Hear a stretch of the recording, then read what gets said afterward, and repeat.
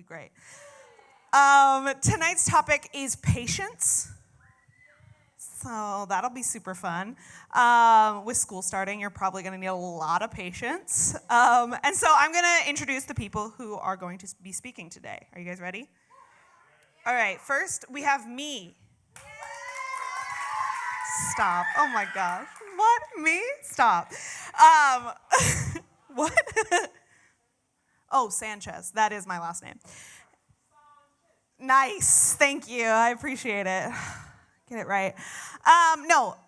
Next up we have David Cubillos. David, come on up. We're all going to sit just on stage the whole time. It'll be very fun for you guys. After that, we have my father, Fred Sanchez. Come on up, Pops. Yeah, you can chant Sanchez twice. Sanchez twice. All right. After that, we have Mr. Bruce Miller. Everybody give it up for Bruce. Bruce. I only think of Finding Nemo whenever I say his name. I'm like, Bruce. Every time. All right, and after that, we have your favorite. Hey, Haley.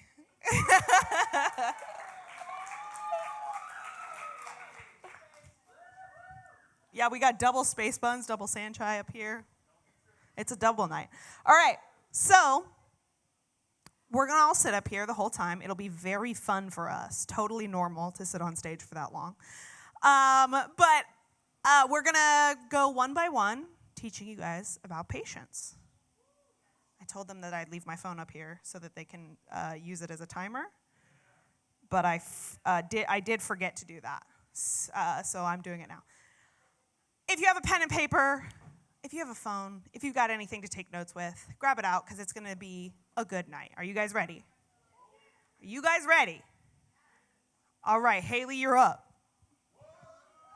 Hey. Hi, guys. So tonight I am going to talk about how we can be patient with ourselves.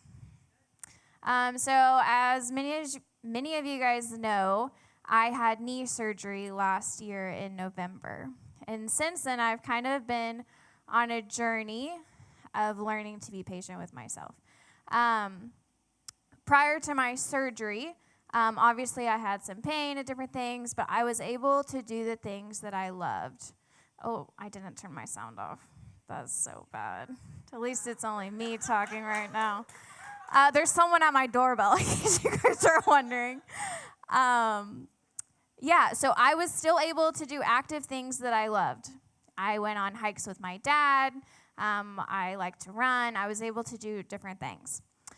So this year, I had big plans for myself. I was planning on going hiking with my dad again, and I was planning on running a half marathon, which may still happen.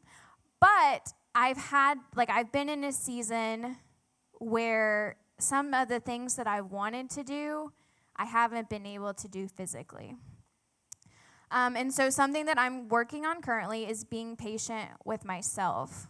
I am working on how I speak to myself when I'm frustrated about an outcome that I used to be good at and I used to be able to do. I have been running again. And the other night, I was running at night, and there were times during my run where I had to stop, and I had to, rest because my knee was hurting. And as soon as I would stop, my brain was telling me, you're such a baby. Why are you such a baby? Why can't you just push through the pain? Why can't you just run? And then it was like, Haley, why don't you just quit? Why are you even running to begin with? Obviously, and just making excuses, I was talking bad to myself and thinking bad things about myself. And something that I have realized is that I think that sometimes God uses these times in our lives to show us how much that we need him and how much that we can't do it on our own and how we can choose to partner with him in our weaknesses and be patient to ourselves in the slower seasons.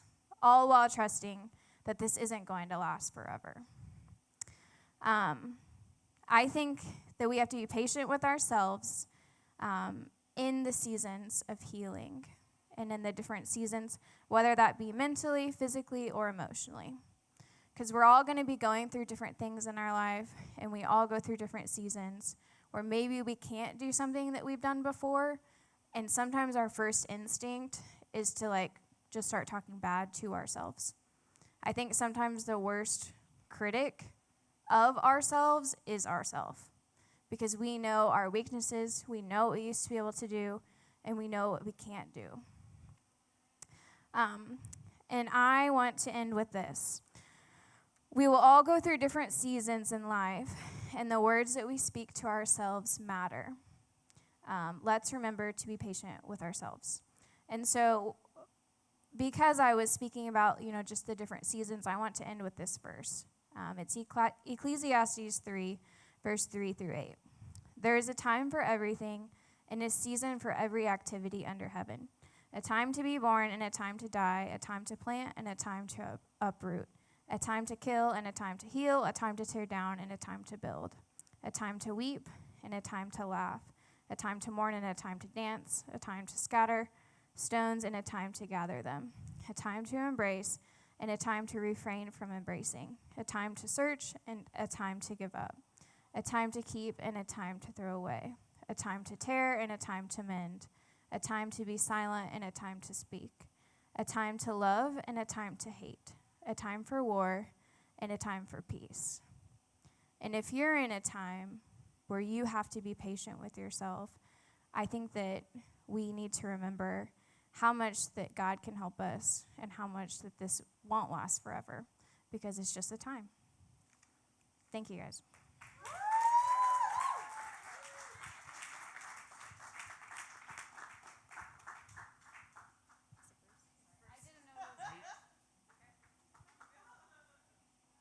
Got to reset. Start. How many of you have ever been told to be patient? Yeah. Pretty much all of us. And let me add to that. Be patient. Yeah. God has even told us to be patient. Yeah. Romans 8:25 says this. But if we look forward to something we don't yet have, we must wait patiently and confidently. What I was really thinking about was the godly patience, waiting on things that God has promised us, because he's made a lot of promises in his word. When we know what that promise is, we can rest assured that he will fulfill that promise. He has never failed. He never will. And so we need to be patient. There's some good news here. We all have patience if we're Christian. You may not have thought about it, may not have even known it, but Ephesians 2:8-9 says, for the fruit of the Spirit is love, joy, peace, patience, kindness, goodness, faithfulness, gentleness, self-control. Against such things there is no law. That fourth one is patience. God has given us patience if we're Christian. Now, does that mean it's automatic? Oh, no. No, we got to work at it. We've got to develop it. And then just chill. Patience really can be a place of rest. You think about it. If we're patient about something, let's say the hot water, waiting for the hot water to come in your shower. Well, it's going to come. We know it's going to come. We've experienced it. We know it's going to come. But just because it's not there in 2 seconds doesn't mean we get fretful. If this takes a couple of minutes, we just wait. We just wait. It's the same thing with godly things. We just wait. And when we realize that God has promised this to us, then we can relax. We can have patience. We can just chill out. My wife said she thought it was a little funny, a little ironic that I was going to talk about patience, because I'm not the most patient person in the world. You may be waiting until you're 16. You may be waiting until you're 18. You may be waiting until you get your first car. Whatever. It's going to come. It's going to come. I'm 64. I'm waiting on 65. I'm being patient till I get to 65. No, we all have to be patient, and it will come. Thanks. Please.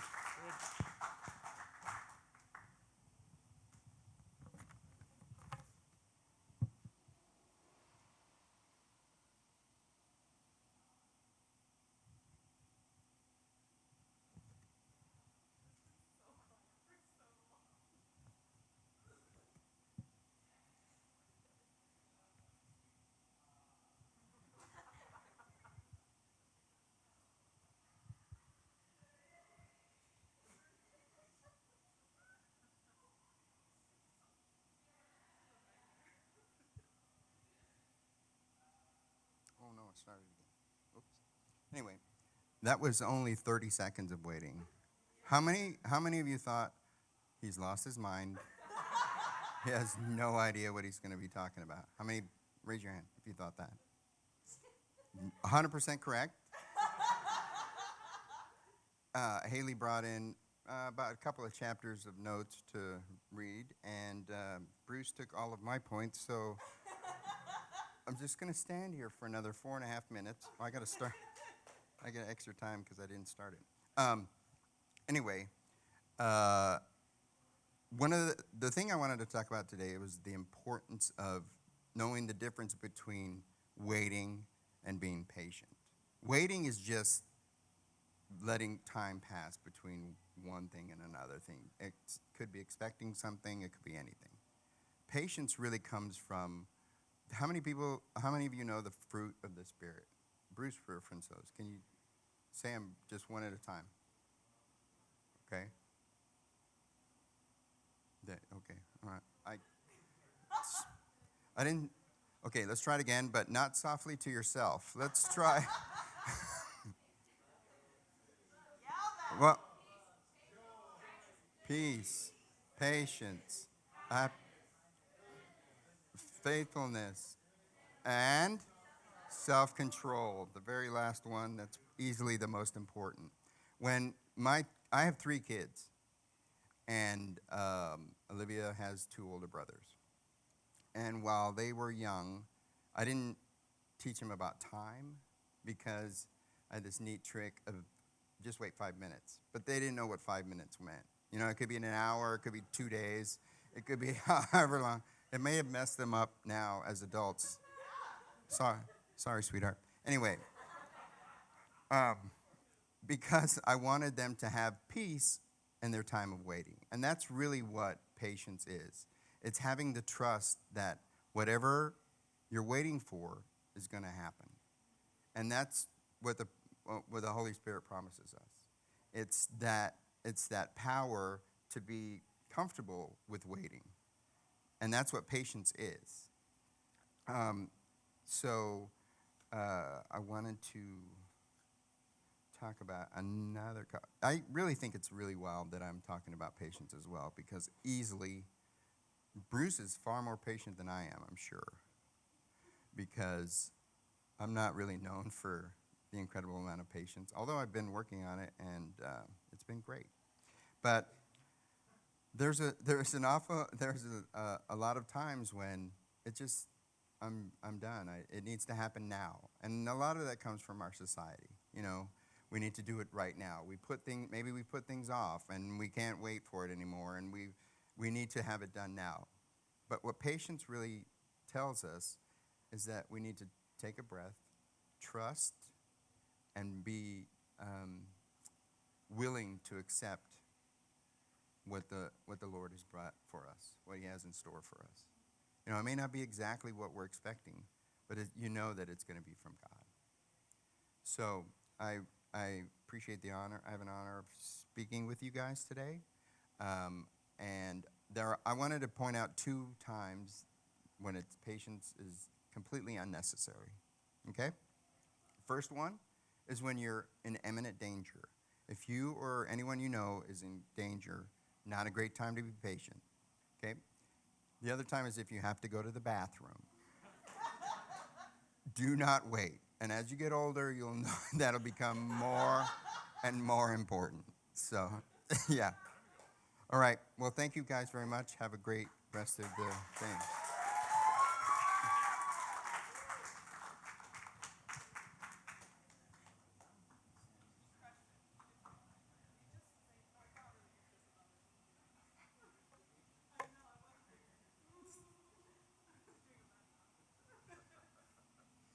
That was awesome. All right, guys, so patience. I'm also going to be talking about patience, but I'm going to ask you a question. Raise your hand if you like pancakes. All right, awesome. My wife loves pancakes. Now, keep your hand up if you know how to make the pancake. All right, awesome. Now, yeah, I mean, from a box. From a box that you have to actually put either milk or water to the batter, right? Not the frozen one kind. No. That's called cheating. All right, awesome. All right, you can put your hands down. So last night, my wife was craving pancakes, right? Not unusual. But she was craving pancakes. She just had, I just realized that I didn't start my timer. I'm sorry. Hijo de su madre. All right, so she was making pancakes and all that, right? And she had just put our baby down to sleep, and we're in the kitchen, and we're chatting, and I saw that she grabbed the little spatula to flip the pancake, right? But the pancake wasn't ready to be flipped yet. Have you had that happen before? So what happens when you flip the pancake before it is? It's messy, right? It's messy. When you're flipping it, it's like everything is all over the place, right? Well, here's the thing. This is also what happens when you flip the pancake beforehand. So a perfect pancake, for me, is this. Abby, if you want to help me with that. This is a perfect pancake right there. Smooth and all that, right? Look at that beauty. This is a not so perfect pancake. This is awful. This is awful. It is not a normal. Okay, Abby, put the. I knew this was gonna happen though. Abby, go back to the first slide, please. Okay, can you tell the difference though? This is perfect. The other one is not perfect. Andrew, help me out, brother. This is not. Huh?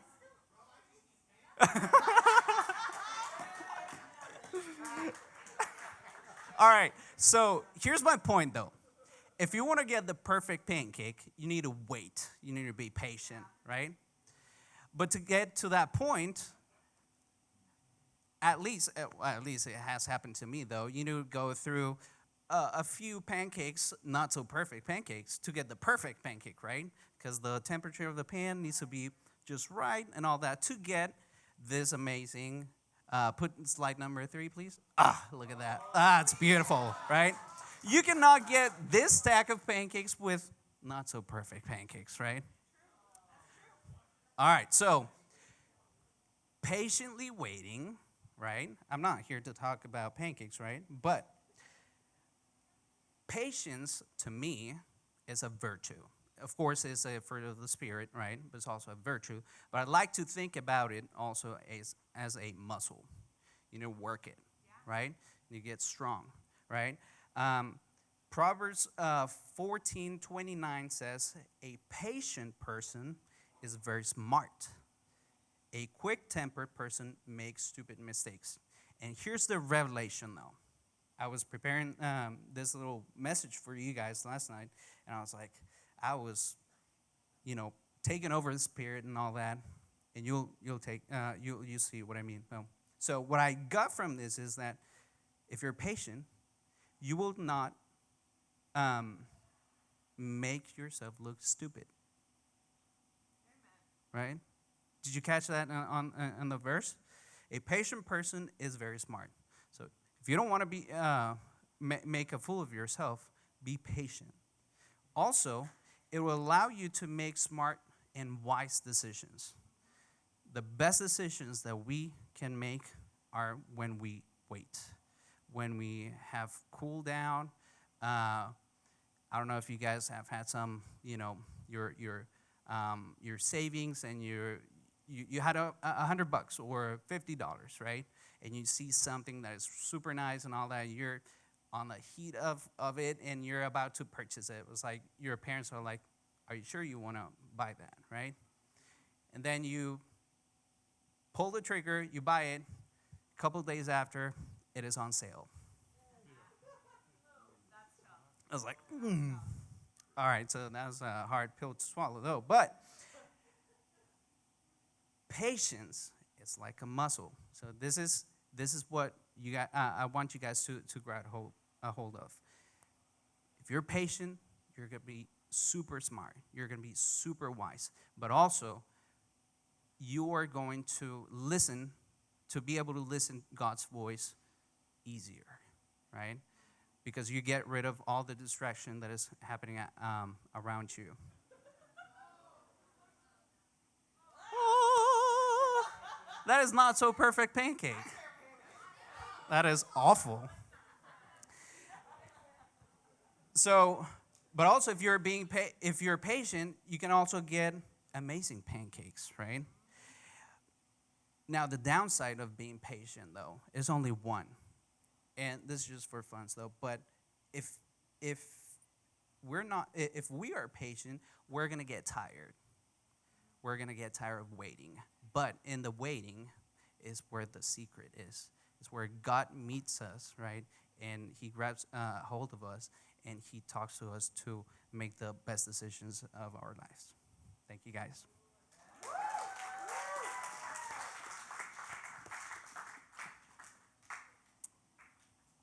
Everybody saw my eat dinner dum-dum thing while they were up here because I need to remind myself to eat dinner. So that's fun. Anyway, you shouldn't eat it all the time. You should only eat it when it's dinner time. I know, it's confusing, and one day you'll get there. Okay, so I have 5 minutes. I might talk for longer than 5 minutes. I know. I might break some rules. Sorry, guys. So I want to talk to you guys. So Haley started us off with being patient with yourselves, right? And then these three lovely people, talked a lot about being patient sort of abstractly, waiting for something like an event or pancakes. But I'm going to talk about being muscles. Yeah. I want to talk to you guys about being patient with others, because this is sort of an issue that I personally sort of deal with. I am my father's daughter. I am not the most patient of people. I often get very frustrated with people when they don't do exactly what I've said in exactly the way that I meant it, even if I didn't say it that way. So I wanted to talk to you guys about that just a little bit. So, how many of you have difficulty being patient with other people? Yeah, Diego, good job being the first hand up. That is absolutely correct. Yeah, good. I'm glad I'm not alone in this, in feeling frustrated when other people are doing things. Just sort of in general. If I feel like I know better, or I could do better, or I could, if I feel like I'm better than them in any sort of way, I get really impatient. I get really frustrated, and I get very annoyed. If you noticed, when my dad got up here and didn't say anything, I freaked out for a few minutes over there in my seat because I was like, oh no, what's he doing? Panic, panic. That was me being incredibly impatient. Yeah, I did say what a nightmare when my dad was just standing here silently. So I got very nervous. But I want to tell you guys what the Bible says about being patient. In Proverbs is my favorite book in the Bible because I feel like every single line is hurting my feelings in like the best way. It's like, hey, you dum-dum, pay attention. And I'm like, I'm sorry. It's my favorite book. Actually, it's my second favorite book. My first favorite book is Jonah, which also talks about patience. Whoa. Anyway, I'm not gonna delve too deep into Jonah. But in Proverbs 15:18, it says, "A hot-tempered person stirs up conflict, but the one who is patient calms a quarrel." And I don't know if you guys know this about getting in fights or arguments with people, but it doesn't help to yell at them or hit them. Now, I've never hit somebody. I've never hit somebody outside of my family. But, but it never helps to get physical or to get really angry at somebody, right? That's never the way to solve a conflict. But the way to solve a conflict is to be patient with the other person, to slow down, to calm yourself, and to actually talk, right? How many of you guys are good at doing that? When you have a conflict with somebody else, when somebody else is doing something weird or bad or dumb, you just like slow down, you're very patient with them, you like, you just like talk them down, are very quiet, you're cool without that. You just sort of say whatever, just like say whatever, right? But right here it says in the Bible that that's not going to work. That's not going to work. So why do we keep trying it? Why do we keep trying to de-escalate conflicts by getting really angry, by getting really impatient, by being really mean? As I was sitting up here, I was also thinking about how Jesus handled patience. Oh, you said, come on. I literally heard your mom. And I was like, what? I was very confused. You good? Anyway, so sorry. Jesus handled patience by being very patient. If you looked at any time he had a conversation, specifically with his friends, specifically with his friend who paid attention the least, Peter, you would notice that it didn't matter how many questions Peter asked, Jesus always answered. Jesus always said, he may have said, "What are you doing, man?" But he always answered, right? He always answered. He was always there for Peter when Peter was being a big dumb dummy. I've said dumb so many times. For what? Truly for what? But Jesus was not only patient with one of his best friends in the world, but he was also patient with the people he disliked. Right? With the people who were actively sinning, who were